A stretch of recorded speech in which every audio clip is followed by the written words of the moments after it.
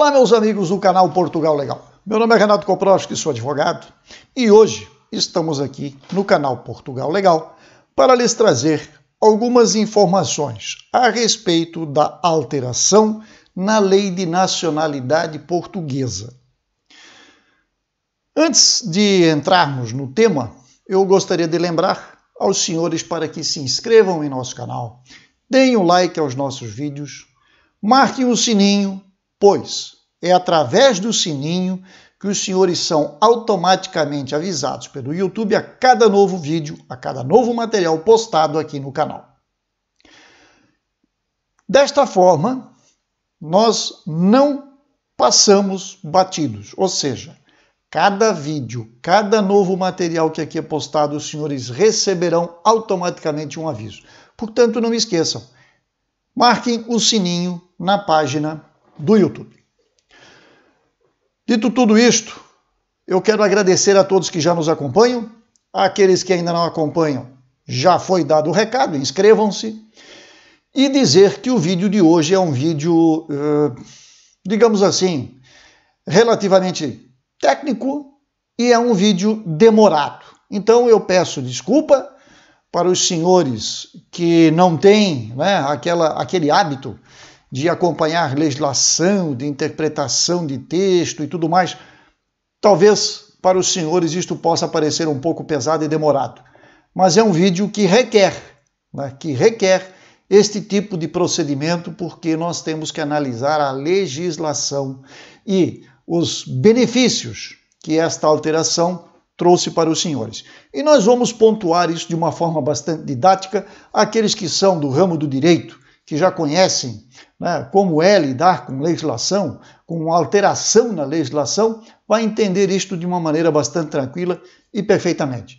Para aqueles que não são, eu peço que acompanhem, e se tiverem dúvidas, enviem através do nosso Instagram, que está aqui embaixo, e através do e-mail, que também nós vamos deixar disponível aqui para os senhores no nosso canal.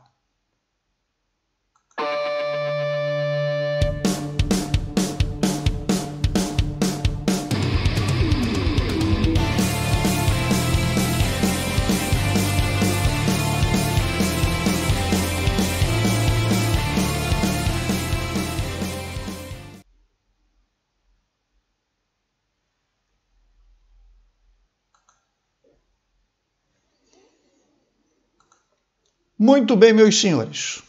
Estamos aqui mais uma vez no canal Portugal Legal e desta feita para tratarmos daquilo que diz respeito à última alteração que o Parlamento português aprovou em relação à Lei de Nacionalidade Portuguesa.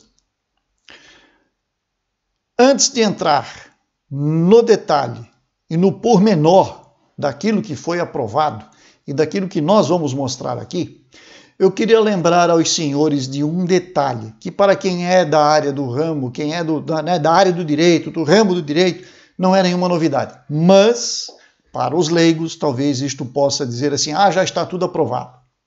Não é bem assim.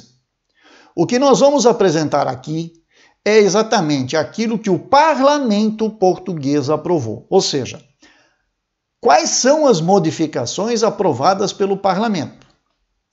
Mas aonde está o detalhe, aonde está o pormenor dessa história toda? Está no fato de que, da maneira como está aprovado, isto é encaminhado ao excelentíssimo senhor Presidente da República de Portugal, que detém, por regra, por atribuição do cargo que ele exerce como Presidente da República, o poder de veto. E o que é o poder de veto? O poder de veto é o poder que o Presidente da República tem de receber uma lei aprovada pelo Parlamento português e dizer assim, eu não concordo com esta parte do texto, portanto eu vou aprovar o texto sem este detalhe, sem esta parte, sem esta linha, sem este artigo, sem este parágrafo, sem este inciso. Então, o que acontece? Em que pese o Parlamento aprovar uma legislação de uma determinada forma e de uma determinada maneira, o senhor Presidente da República pode ainda alterar este texto. Então vejam, o que nós estamos apresentando aqui é a alteração aprovada no parlamento português. Isto não significa que é o que vai valer daqui a 90 dias, que é o prazo que existe e que é o prazo legal para que esta lei seja apreciada pelo senhor presidente da República e promulgada e em seguida publicada. Quando eu digo promulgada, é que ele assina da forma como está. Ou faz a ressalva, tira algo deste projeto, digamos assim, desta lei que foi aprovada pelo parlamento e depois passa a publicação. E somente passa a valer isto que aqui vai ser analisado depois de, digo novamente, assinado pelo senhor presidente da República e publicado no Diário Oficial.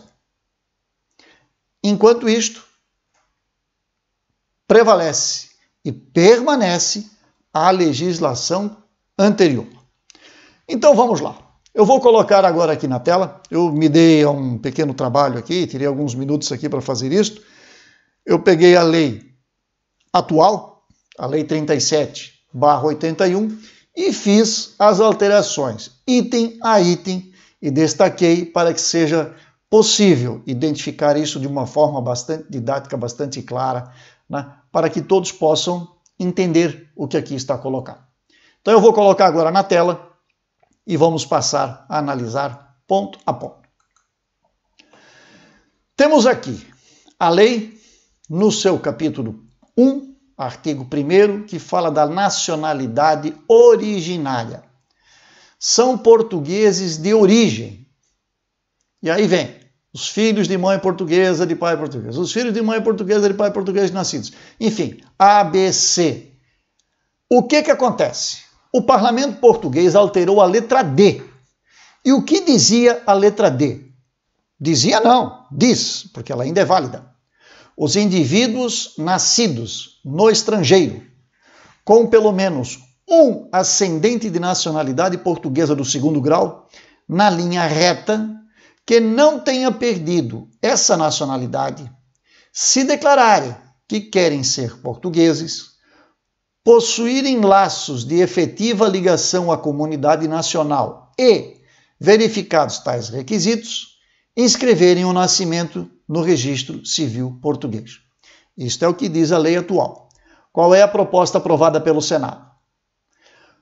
É a que está marcada em amarelo. E diz o quê? Os indivíduos com pelo menos um ascendente de nacionalidade portuguesa originária do 2º grau, na linha reta, que não tenha perdido essa nacionalidade, se declararem que querem ser portugueses e possuírem laços de efetiva ligação à comunidade nacional. Primeira alteração foi esta. Agora vamos na letra F, do mesmo artigo 1º. O que dizia a letra F? Os indivíduos nascidos no território português, filhos de estrangeiros que não se encontrem ao serviço do respectivo Estado, que não declarem não querer ser portugueses, desde que, no momento do nascimento, um dos progenitores aqui resida legalmente há pelo menos 2 anos. Agora vamos fazer a leitura daquilo que foi aprovado. Os indivíduos nascidos no território português, filhos estrangeiros que não se encontrem ao serviço do respectivo Estado, que não declarem não querer ser portugueses, desde que, no momento do nascimento, um dos progenitores resida legalmente no território português, aqui faltou uma letra, ou aqui resida independentemente do título há pelo menos 1 ano. Então verifique, nós estamos agora falando de 1 ano. Antes nós tínhamos aqui há pelo menos 2 anos. Então temos aqui uma grande diferença em questão de tempo em relação àquilo que foi aprovado e aquilo que está vigente. Descendo mais um pouco neste mesmo artigo, nós temos o número 3. O que dizia o número 3? Ou melhor dizendo, diz o número 3, porque a lei ainda não entrou em vigor. A verificação da existência de laços de efetiva ligação à comunidade nacional para efeitos estabelecidos na linha D do número 1 implica o reconhecimento pelo governo da relevância de tais laços, nomeadamente, tá, pelo conhecimento, desculpem aqui, estou me atrapalhando aqui com o nosso mouse, pelo conhecimento suficiente da língua portuguesa e pela existência de contatos regulares com o território português, e depende de não condenação, com trânsito em julgado da sentença, pela prática de crime punível, com pena de prisão de no máximo igual ou superior a 3 anos, segundo a lei portuguesa. O que diz a nova redação do item 3? A existência de laços de efetiva ligação à comunidade nacional, para efeitos estabelecidos na linha D do número 1, verifica-se pelo conhecimento suficiente da língua portuguesa e depende da não condenação, com trânsito em julgado da sentença, com pena de prisão igual ou superior a 3 anos, por crime punível, segundo a lei portuguesa, e da não existência de perigo ou ameaça para a segurança ou a defesa nacional pelo envolvimento em atividades relacionadas com a prática do terrorismo nos termos da respectiva lei. Esta é a nova redação do número 3 do artigo 1º, tá? Então veja, aqui nós temos que verifica-se pelo conhecimento suficiente da língua portuguesa e depende da não condenação por qualquer tipo de crime que seja punível pela lei portuguesa, né, e da não existência, né, de ameaça, de segurança à defesa nacional por envolvimento com as práticas do terrorismo, nos termos desta lei que trata do terrorismo. Vejam que aqui acabou, né, foi retirada da legislação a necessidade, né, do reconhecimento pelo governo da relevância do quê? Dos atos, né? Não é só a língua, mas dos contatos regulares com o território, do vínculo com o território português, né? Isso saiu. Portanto, se você demonstra o conhecimento da língua portuguesa e não tem nenhuma sentença transitada em julgado com crime igual ou superior a 3 anos, ou seja, você é ficha limpa, então você está em condições de requerer a nacionalidade portuguesa de acordo com o artigo 1, ou seja, a nacionalidade originária. Mas não parou por aqui, tem mais coisa por aí. O artigo 2º, que é a aquisição por filhos menores ou incapazes. E o artigo 3º, aquisição em caso de casamento ou união de fato. Vamos lá. No que diz respeito ao artigo 3º, tá? Que é a aquisição em caso de casamento ou união de fato. O requisito relativo à duração do casamento ou da união de fato não é aplicável quando existam filhos comuns do casal com nacionalidade portuguesa. Portanto, você é casado com um cidadão português, mas ainda não alcançou os 3 anos, que é o que a lei exigia antes para a aquisição do casamento, da nacionalidade através do casamento ou da união de fato. Agora passa a prevaler, se referendado pelo senhor presidente da República, a redação do número 4, que diz que a duração do casamento ou união de fato não é aplicável quando existam filhos comuns do casal com nacionalidade portuguesa. Portanto, se você está aqui em Portugal, teve um filho nascido em território português, você não precisa mais, para conseguir a nacionalidade portuguesa, de comprovar os 3 anos. Basta ter o filho com o cidadão português. O filho comum do casal. Né?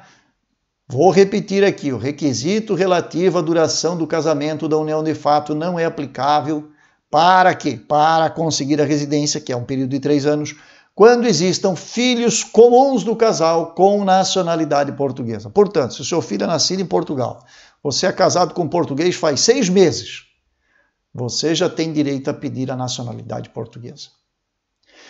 Outro detalhe, a ação judicial de reconhecimento da união de fato é dispensada para o estrangeiro que a data da declaração, viva em união de fato com o nacional português e tenha filhos comuns de nacionalidade portuguesa. Portanto, aquele procedimento que antes era necessário, ou seja, de ingressar em juízo, para conseguir provar uma união de fato, e para daí, depois disto, conseguir uma nacionalidade, cai por terra se o filho deste casal tiver nascido em Portugal e, portanto, ter a nacionalidade portuguesa. Portanto, facilitou barbaridade também neste aspecto aqui relacionado ao artigo 3º. Vamos adiante. No artigo 6º, aquisição da nacionalidade por naturalização. O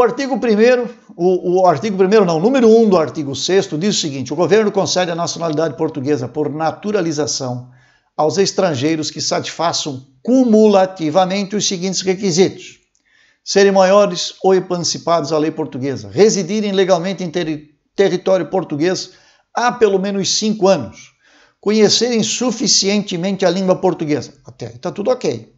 Agora, o que saiu, ou melhor dizendo, o que deve sair, não tenham sido condenados com trânsito em julgados da sentença com pena de prisão igual ou superior a 3 anos. Qual é o novo entendimento? Não tenham sido condenados com trânsito em julgado da sentença com pena de prisão igual ou superior a 3 anos por crime punível segundo a lei portuguesa. Então aqui entra, se a lei portuguesa reconhece este crime, punível ou não, pelo mesmo período, isto é que vai ser o fator aqui que vai fazer a diferença.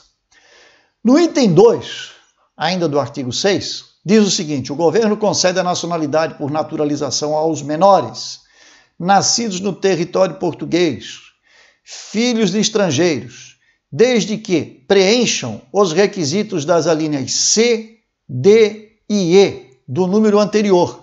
Está aqui em cima. Né? No momento do pedido, se verifique uma das seguintes condições. E aí vinha a condição. Então, a redação do número 2 passou a ser: o governo concede a nacionalidade por naturalização aos menores nascidos no território português, filhos de estrangeiros, tá? Filhos de estrangeiros, e que no caso de terem completado a idade de imputabilidade penal, cumprirem os requisitos da linha D e E. Tá? A linha D e E. Eliminaram aqui a linha C do número anterior, desde que, no momento do pedido, preencham uma das seguintes condições. E aí vem as condicionantes para esta atribuição. A primeira delas é: um dos progenitores aqui tenha residência, independentemente de título, pelo menos durante os 5 anos imediatamente anteriores ao pedido. E aí veio o detalhe. Ou, a linha A mudou, ela foi acrescentada. Ou, diz a linha B, o menor aqui tenha concluído pelo menos um ciclo do ensino básico ou o ensino secundário. Sai esta parte e entra a nova redação. Um dos progenitores tenha residência legal em território nacional. Portanto, basta que ou o pai ou a mãe tenha residência legal aqui.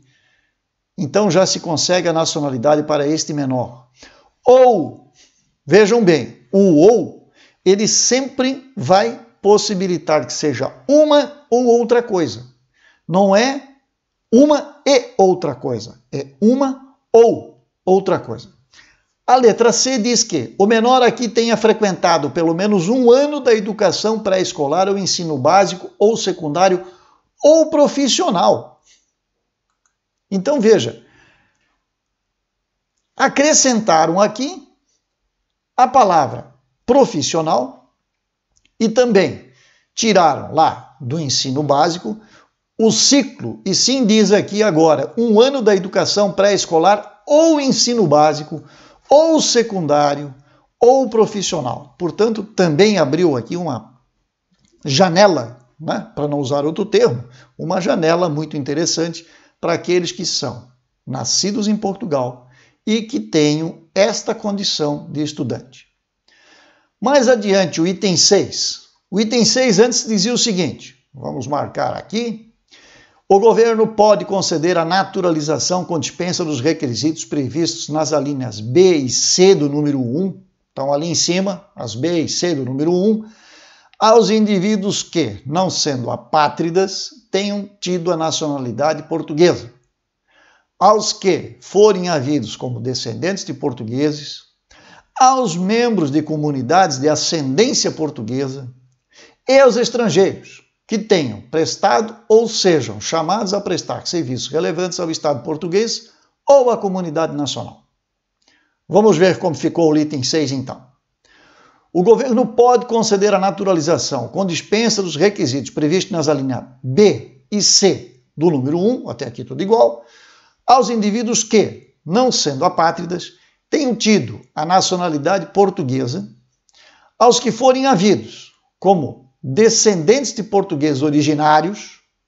Aqui já temos uma diferença, porque lá em cima dizia só descendentes de portugueses, agora eles dizem aqui especificamente que são os descendentes de portugueses originários, aos membros de comunidade de ascendência portuguesa e aos estrangeiros que tenham prestado ou sejam chamados a prestar os serviços relevantes ao Estado português ou à comunidade nacional. Então aqui a diferença está justamente no quê?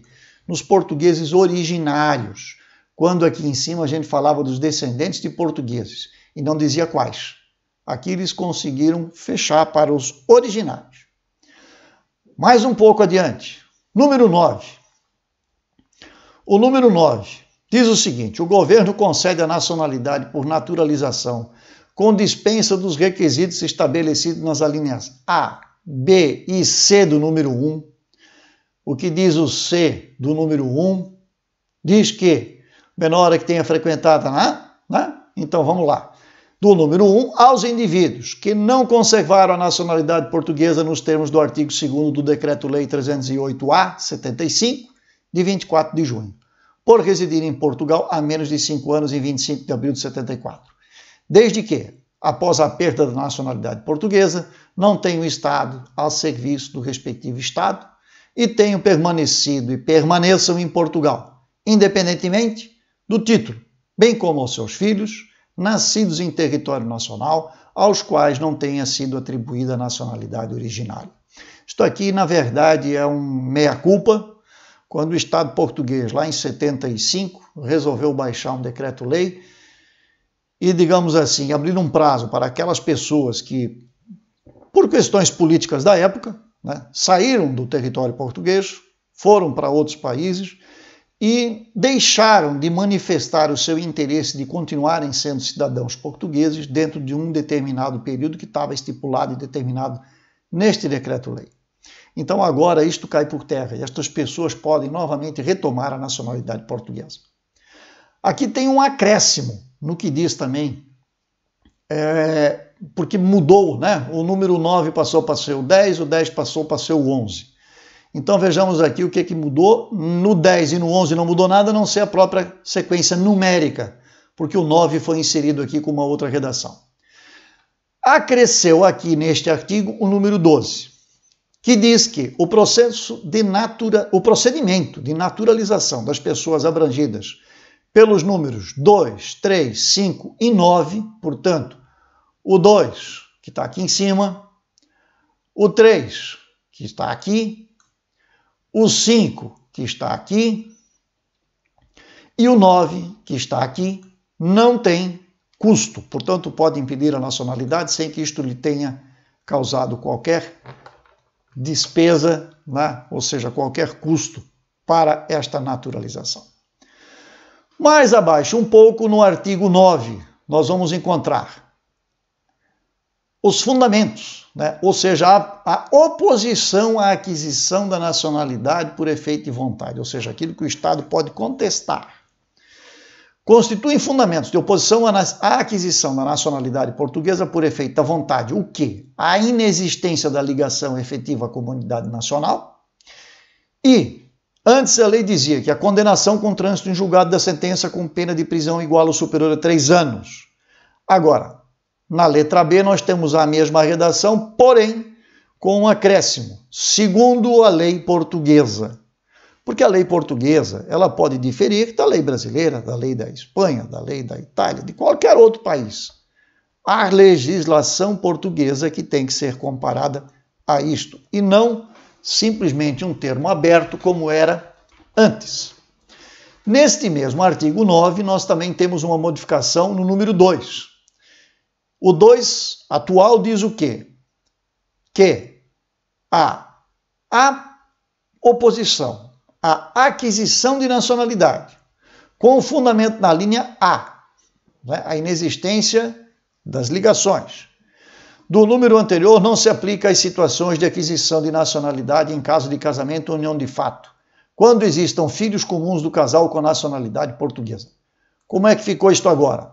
Ficou assim: a oposição à aquisição de nacionalidade com fundamento na linha A do número anterior não se aplica àquelas situações de aquisição de nacionalidade em caso de casamento ou união de fato, quando existam filhos comuns do casal com nacionalidade portuguesa ou quando o casamento ocorra há pelo menos 6 anos. Tá?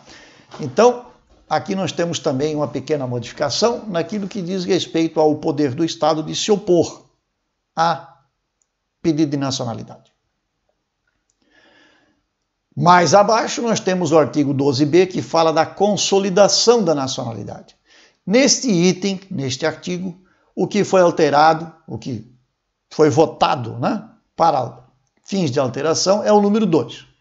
O número 2 atual diz o quê? Ele diz que nos casos de atribuição de nacionalidade, o prazo referido no número anterior conta-se a partir do registro do nascimento, se a identificação como cidadão português tiver na sua origem o respectivo registro, ou a partir da data da emissão do primeiro documento de identificação como cidadão nacional, se a identificação como cidadão português derivar do documento emitido. Aqui também simplificou e simplificou bastante. A redação fica assim: o prazo referido no número anterior é de 18 meses para os menores com nascimento no registro civil português. Pronto.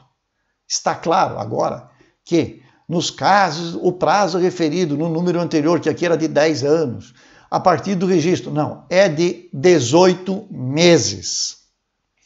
Vamos descer mais um pouco que tem mais coisa aqui para baixo.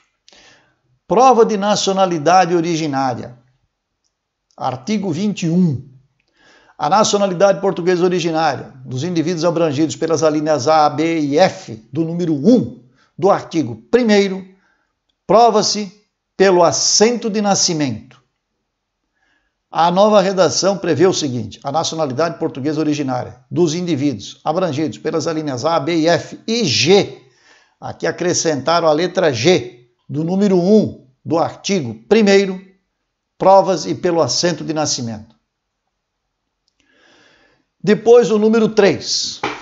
3 dizia que a nacionalidade originária dos indivíduos abrangidos pelas alíneas C do número 1 do artigo 1º prova-se, consoante os casos, pelas menções constantes do assento de nascimento lavrado por inscrição no registro civil português ou pelo registro da declaração de que depende a atribuição. 3 passa para a seguinte redação: é também havido como nacional português o indivíduo de cujo assento de nascimento conste a menção dos progenitores estrangeiros não se encontrarem ao serviço do respectivo Estado. Portanto, também modificou e facilitou. O 4, a nacionalidade originária dos indivíduos abrangidos pela linha D do número 1 do artigo 1º prova-se pelo assento do nascimento onde consta a menção da naturalidade portuguesa dos progenitores e a da sua residência em território nacional. Como é que vai ficar? A nacionalidade originária dos indivíduos abrangidos pelas alíneas C e D do número 1 do artigo 1º, notem, aqui apareceu a letra C, que não estava aqui em cima. Então, isto é uma inovação. Provas consoante os casos, pelas menções constantes do assento de nascimento lavrado por inscrição no registro civil português ou pelo registro de declaração de que depende a atribuição. Mudou também o número 5. A nacionalidade portuguesa originária de indivíduos abrangidos pela linha E do número 1 do artigo 1º prova-se pelo registro da declaração de que depende a atribuição. Como é que ficou o 5? A nacionalidade originária dos indivíduos abrangidos pela linha E do número 1 do artigo 1º prova-se pelo assento de nascimento onde conste a menção da naturalidade portuguesa de um dos progenitores e da sua residência em território nacional. Eles deram uma apertada aqui. Então, aqui nós temos uma condição que antes não existia. Mais embaixo um pouco, nós chegamos ao final, no artigo 30, quando fala da aquisição de nacionalidade por mulher casada com estrangeiro. Nos casos referidos, dizia aqui o número 2, a alteração foi no número 2 desse, sem prejuízo da validade das relações jurídicas anteriormente estabelecidas com base em outra nacionalidade, a aquisição da nacionalidade portuguesa, nos termos previstos no número anterior, produz efeitos desde a data do casamento, independente da data em que o fato ingressou no registro civil português. Então, o que mudou? Nos casos referidos no número anterior, não se aplica o disposto nos artigos 9º e 10º. O que dizia, né? O que dizia aqui, na verdade, nos casos referidos no número anterior. O número anterior é o quê? É o 1. A mulher, que nos termos da lei 2098, de 1959, e a legislação precedente tenha perdido a nacionalidade portuguesa por efeito do casamento, adquire-a. E daí vinham as condicionantes para ela readquirir a nacionalidade portuguesa. Então, isto aqui não é evidentemente o caso para a grande maioria, isto aqui são questões bastante peculiares, que não abrangem a grande comunidade, mas de toda maneira também é uma grande alteração e uma alteração interessante para aquelas pessoas que se enquadrem nesta situação. E assim finda, né, o nosso tema de hoje. Não foi curto e certamente os senhores deverão estar confusos com toda essa leitura e com a interpretação disto tudo, mas eu vou deixar um link, melhor dizendo assim, da nossa página na internet, onde no nosso blog eu vou postar este texto, da forma como ele está aqui, digamos assim, redigido. Não é bem uma redação, mas é uma montagem, né, que foi feita, onde a gente pontua exatamente os artigos, as alíneas, né, os números, aonde há esta alteração, onde é possível se fazer a leitura do que era e do que passará a ser. E volto a dizer aqui para os senhores, tá? Todas estas alterações que foram votadas e que estão aqui neste caso, no texto, destacadas em amarelo, todas estas situações passam pelo crivo do excelentíssimo senhor presidente da República, que, se achar por bem, pode suprimir algumas destas situações. Ele não pode inovar, ele não pode acrescentar, mas ele pode retirar do texto que lhe foi apresentado pelo parlamento português. Então ele pode diminuir algo, mas ele não pode acrescentar. Por isso eu digo mais uma vez aos senhores, ainda não é hora de se aplicar absolutamente nada. Dá para comemorar? Eu diria sim, mas eu diria comemorem com certa cautela, porque isto ainda não é definitivo, tá? Eu só vou dizer assim, comemorem, soltem foguetes, estourem o espumante, façam festa, agora eu vou conseguir minha nacionalidade, a partir do momento em que o excelentíssimo senhor presidente da República passar a caneta e isto for publicado no Diário Oficial. Aí é definitivo. Aí sim. Aí é correr para o abraço, como a gente tem o hábito de falar aqui, né? E aí também não é diferente. Eu desejo a todos os senhores um excelente final de semana, que tenham sucesso nos seus projetos, seja de busca de nacionalidade, seja de celebração de casamento, seja de imigração por qualquer outra finalidade, por visto, por estudo, por trabalho, por empreendimento, enfim, que sejam felizes nos seus projetos e, se precisarem de algum auxílio, se tiverem alguma sugestão, entre em contato. Digo mais uma vez, o nosso Instagram está colocado aqui. Lá no início do vídeo nós deixamos a tela com o nosso e-mail, também com o nosso WhatsApp e desejamos a todos muito boa sorte, sucesso e até a próxima! e nos veremos em breve. Se assim Deus, o nosso grande arquiteto, nos permitir.